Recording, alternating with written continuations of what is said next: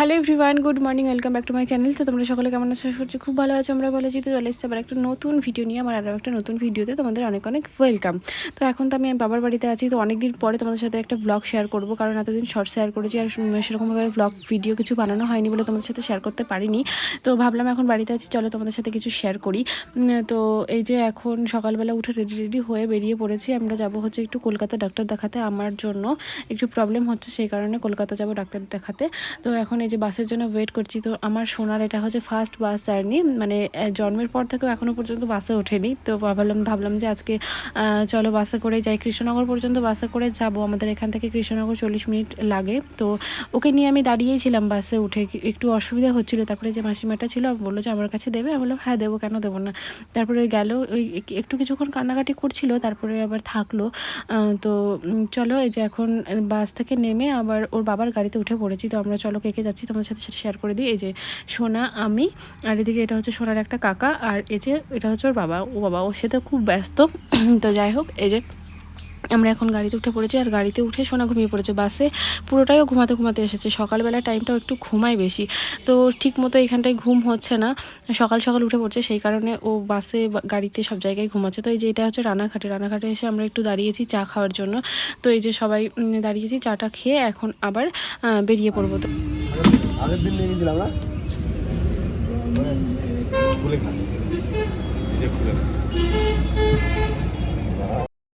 তো আমরা এখনও রানাঘাটেই দাঁড়িয়ে আছি, ওরা এখনও আসেনি দোকান থেকে, চায়ের দোকান থেকে। তো আমি আর সোনা গাড়িতে এসে বসে পড়েছি। তো সোনা খাবে হচ্ছে চিড়ে ভাজা। তো ওকে ওর বাবা তো এইসব জিনিস খেতে দেয় না, কিন্তু তাও একটু আমার খেতে ইচ্ছা হয়েছে বলে আমি নিয়েছি। এবার আমি খেলে তো ও খাবেই, ও না খেয়ে শুনবে না। তো তারপরে আবার একটুখানি দিয়েছিলাম, তারপরে যে আমরা আবার বেরিয়ে পড়েছি।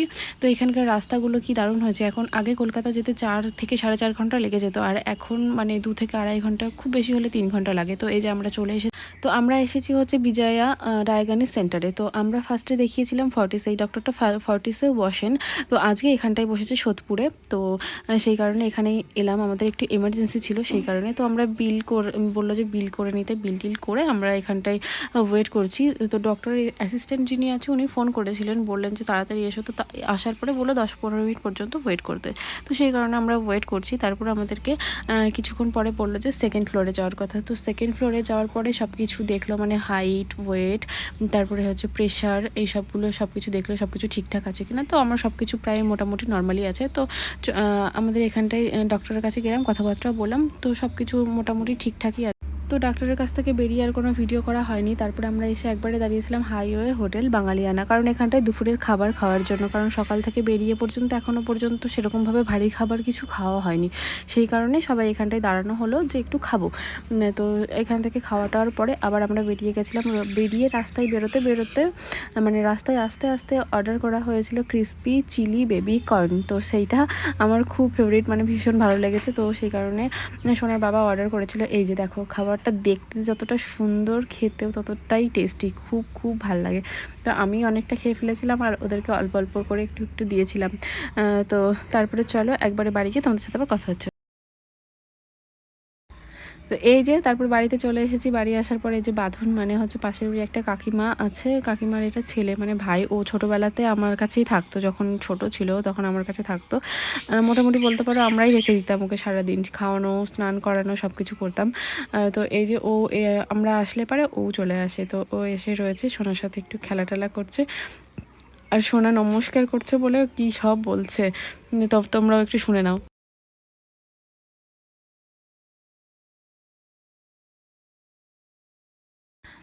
তো তারপরে যে বিকালবেলা, মানে ওই বাড়িতে মানে শ্বশুর বাড়িতে থাকলে পারে তো বিকালে বেরোয় না, সোনা ঘুমায়, কিন্তু এখানে সোনা ঘুমাচ্ছে না। তারপরে মাকে বললাম যে চলো মা তাহলে একটু বেরোই।